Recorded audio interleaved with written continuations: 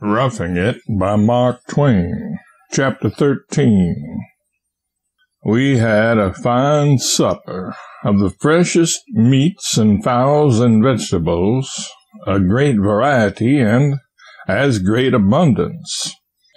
We walked about the streets some afterward and glanced in at shops and stores.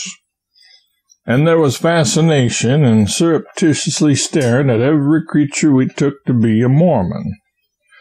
This was fairyland to us, to all intents and purposes, a land of enchantment and goblins and awful mystery. We felt a curiosity to ask every child how many mothers it had, and if it could tell them apart.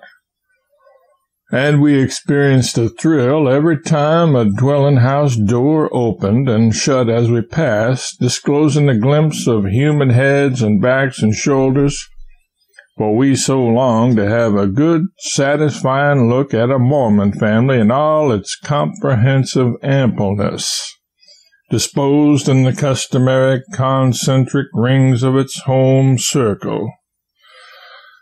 By and by, the acting governor of the territory introduced us to other Gentiles, and we spent a sociable hour with them.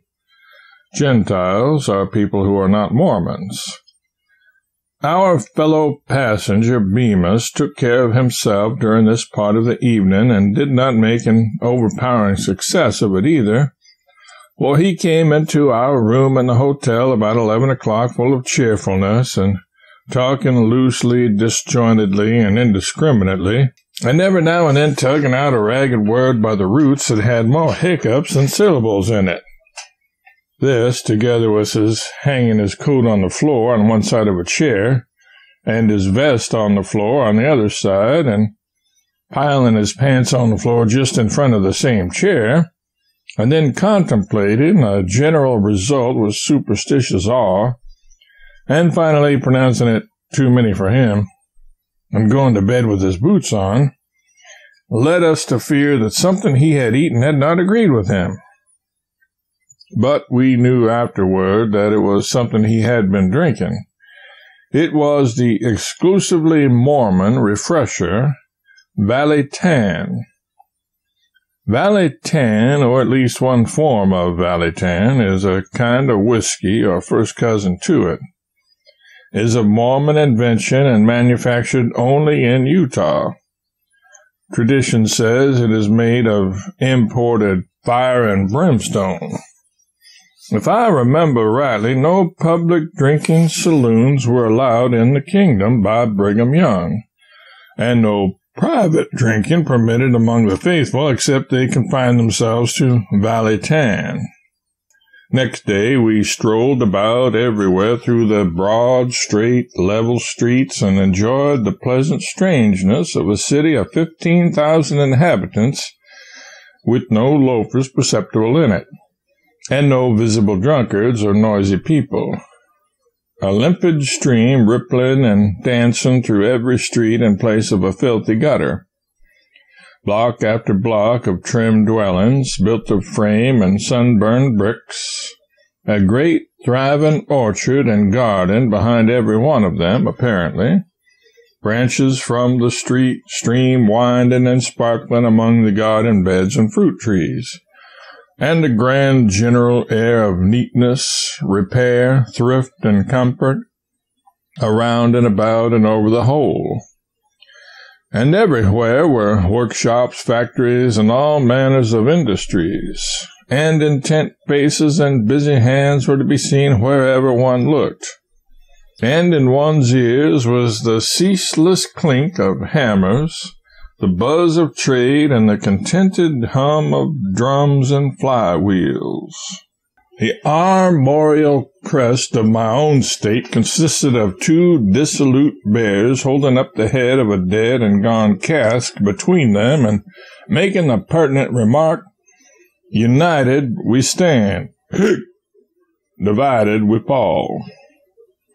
It was always too figurative for the author of this book. But the Mormon crest was easy, and it was simple, unostentatious, and fitted like a glove. It was a representation of a golden beehive, with the bees all at work. The city lies in the edge of a level plain as broad as the state of Connecticut, and crouches close down to the ground under a curving wall of mighty mountains whose heads are hidden in the clouds, and whose shoulders bear relics of the snows of winter all the summer long. Seen from one of these dizzy heights 12 or 15 miles off, Great Salt Lake City is toned down and diminished till it is suggestive of a child's toy village reposing under the majestic protection of the Chinese Wall. On some of those mountains to the southwest it had been raining every day for 2 weeks, but not a drop had fallen in the city. And on hot days in late spring and early autumn, the citizens could quit fanning and growling and go out and cool off by looking at the luxury of a glorious snowstorm going on in the mountains.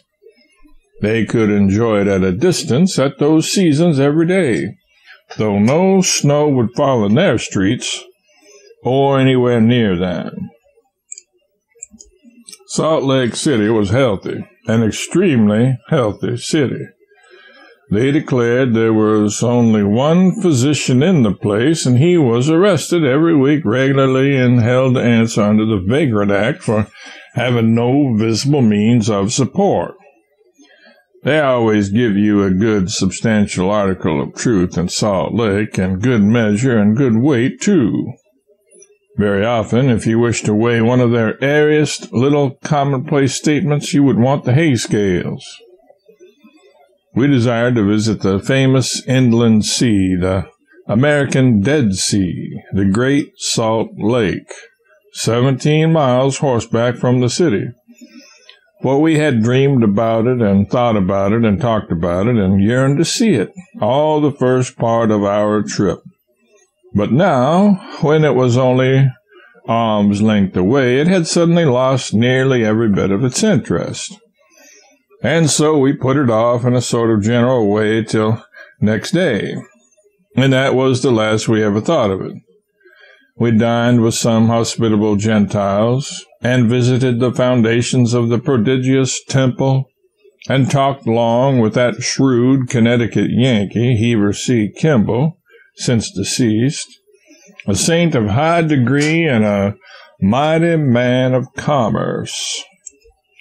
We saw the Tithing House and the Lion House, and I do not know or remember how many more church and government buildings of various kinds and curious names.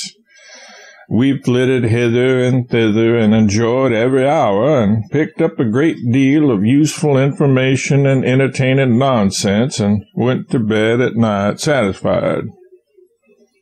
The second day we made the acquaintance of Mr. Street, since deceased, and put on white shirts and went and paid a state visit to the king.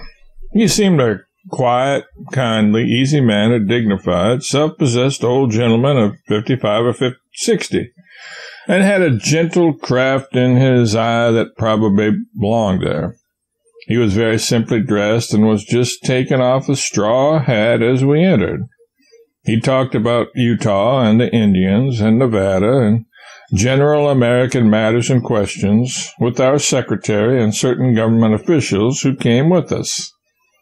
But he never paid any attention to me, notwithstanding I made several attempts to draw him out on federal politics and his high-handed attitude toward Congress. I thought some of the things I said were rather fine, but he merely looked around at me at distant intervals, something as I have seen a benignant old cat look around to see which kitten was meddling with her tail. By and by I subsided into an indignant silence, and so sat until the end, hot and flushed, and execrating him in my heart for an ignorant savage. But he was calm. His conversation with those gentlemen flowed on as sweetly and peacefully and musically as any summer brook. When the audience was ended and we were retiring from the presence, he put his hand on my head, beamed down on me in an admiring way, and said to my brother, "Ah, your child, I presume? Boy or girl?"